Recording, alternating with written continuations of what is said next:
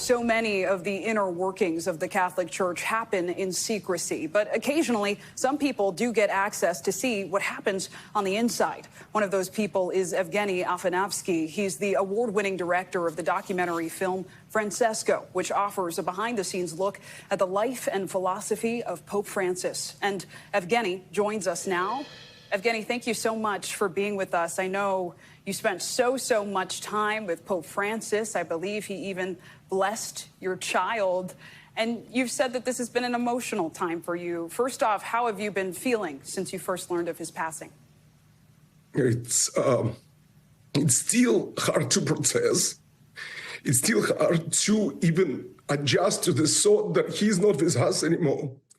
But that's life, and we need to continue to live. And you know what? For me, who witnessed all good that he did, that I documented in my documentary, Francesco, I think it's important for me to continue his image and to continue his teachings through the image that I captured.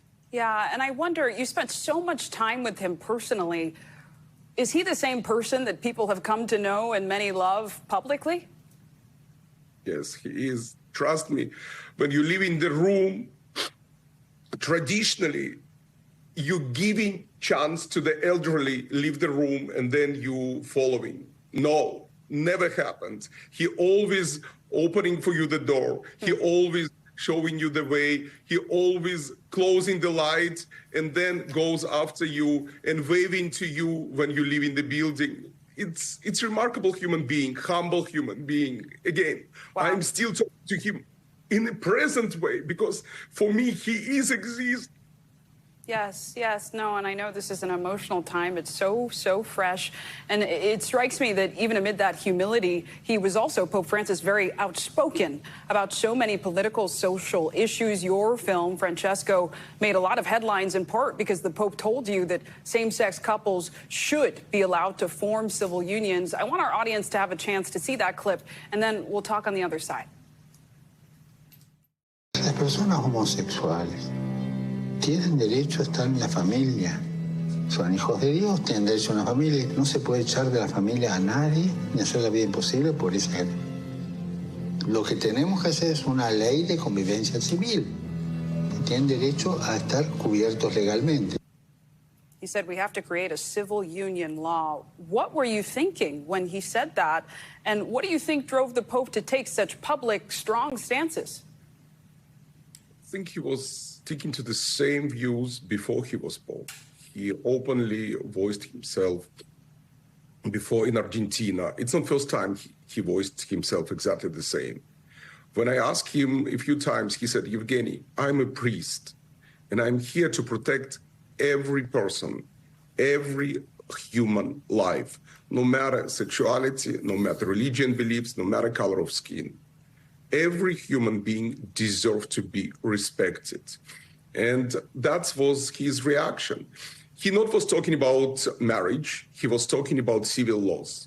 He said to me, and I can repeat it again and again and again, he said, Evgeny, it's not about church, it's about laws of the land. That's why it's a land that needs to make a laws, not us, but we need to protect every human being, no matter what. Yeah, I mean, and to that end, right, the power of every life. I know, Evgeny, you're from Ukraine, and the Pope has been very outspoken about a number of international issues, including rebuking Russia's invasion. What was that like for you? What is funny, I was born in former Soviet Union, not in Ukraine, but I defended Ukraine in 3 of my movies. I did Winter on Fire, my first movie. I did immediately with the full-scale invasion. I did another movie, Freedom on Fire. And recently I did another movie, Children in the Fire, giving voice to the kids. Pope was behind all my movies. He was supporting me.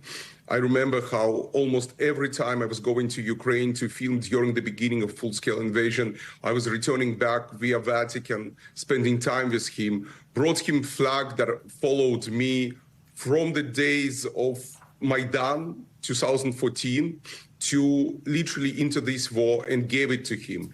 And today this flag and Pope together with this flag, they are commemorated the special stamp of Vatican. He was